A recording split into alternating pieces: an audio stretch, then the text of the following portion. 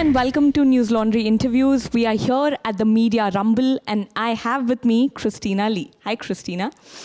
Christina is the head of the Ambassador Program at Hostwriter, an organization that helps journalists across borders easily collaborate and connect. Christina, you just gave a presentation about doing away bias from media and bringing in diversity. First, given that bias can be perceived in different ways, is it possible for us to remove bias, given that journalists might not actually be able to acknowledge that bias exists?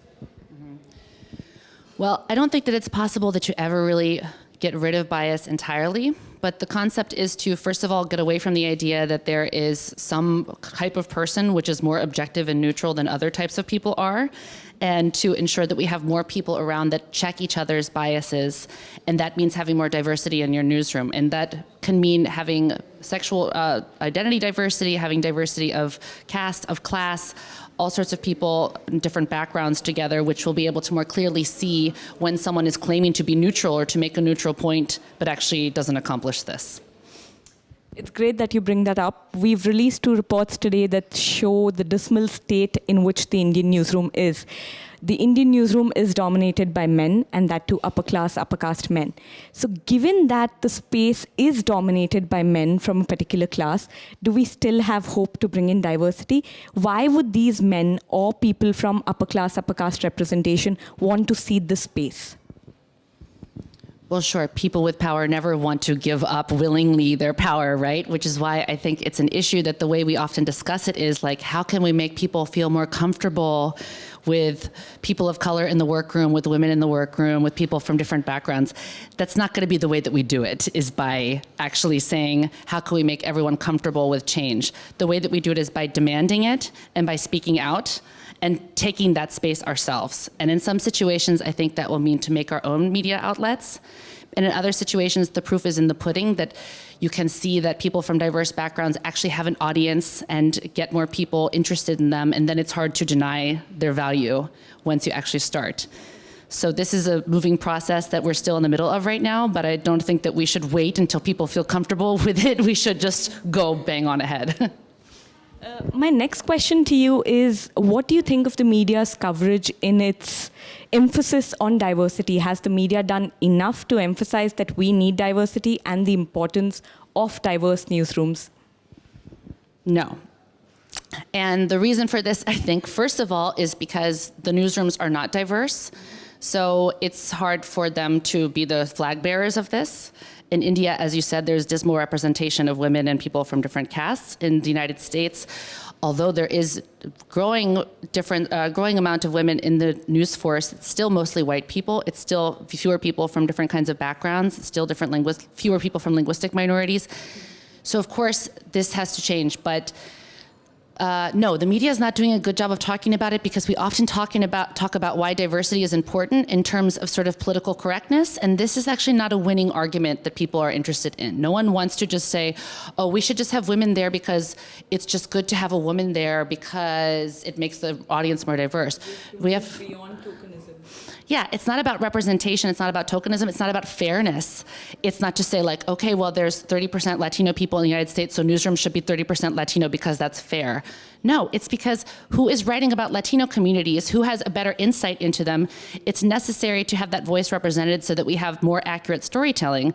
And when you see the insane amount of discrimination against Latino people in the United States right now, coming directly from the president in some cases, the fact that there are not Latinos represented in newsrooms shows very much that there's a lack there. So it's not about just fairness, it's not about political correctness, it's about having accuracy, having people fact check you, and telling better, more interesting stories, which will get audiences interested to pay attention. Given that you're working in a newsroom yourself, I want to ask, when newsrooms have to balance financial feasibility with diversity, how do newsrooms do that? Would they still choose diversity if it comes at a cost? I mean, I don't know what the cost actually is, right? Because having a woman costs the same as having a man. Perhaps the difference is who we're reaching out to, who we're trying to encourage to apply for certain positions. And yes, that takes some effort also to train people to look for different things. But I don't think that it costs anything more, actually. I don't see how it could. It's if you're paying everybody equally, which you should be anyways, then it's not that you're going to have to pay more when you get a woman in or something like that, right? I mean, we are still anyways in a situation in the news where we're often training people and then they go off and work somewhere else. So this is something we anyways have to deal with. But having a newsroom with diversity, I don't think should cost more than one without. So just the last couple of questions. Now I'll just take a step back and ask you one of the bigger questions we have. What do you think is the biggest challenge facing newsrooms today? What is the biggest problem with news? Well, there's two, basically, that at my organization, Hostwriter, we're both very invested in. The first one is that we think there needs to be more collaboration, that we think that people need to work together, and that the hierarchical nature of most professions, but also of the news, has led to bad news, has led to less quality, and that we think when people work together with people from different countries, with people from different backgrounds on eye level, that the news is actually better. It avoids reproducing stereotypes, and it avoids being in an echo chamber. And that's the second biggest issue, I think, affecting the news is polarization and the feeling that media has that they have to chase behind the latest scandal, the latest polarized identity, or the latest issue. And I think that those two issues are related. The fact that we're not talking to different kinds of people, that we don't have people of different backgrounds talking to one another, is what makes us chase these same kind of identity battles between left and right, or between whatever the dividing line in each society is. And we have to break out of that to have better, more accurate, more interesting news. So just one last question. First is, you identified the problem. So what's the solution? How do we change this?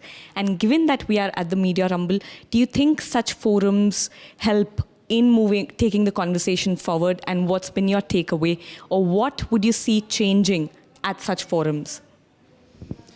No, I absolutely have been very impressed and interested in all the conversations going on today, and I think it is at a top level. On the other hand, it is the top level. It seems to be a very similar kind of people all talking to each other about issues that they, on some level, kind of agree on.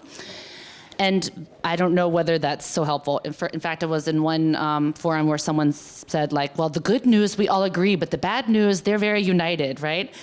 And, okay, who's the bad news? The bad news guys should maybe also be at conferences like this. And, but no, I think it's important to talk about the issues that we're talking about here. I think it's very useful. And more generally speaking, what I think can solve the issues that are being faced by the journalism field is getting rid of the same kind of problems that stalk many other fields, which is hierarchy, entrenched elites, and lack of diversity. And we need more collaboration, we need more diversity, we need more opportunities for people from different backgrounds to work together. And to make this happen, it means wrenching the power from entrenched elites, unfortunately. And this is what we must do. Thank you so much. That was a very insightful conversation, and I hope we are able to incorporate some of this next year. Thank you. Thank you.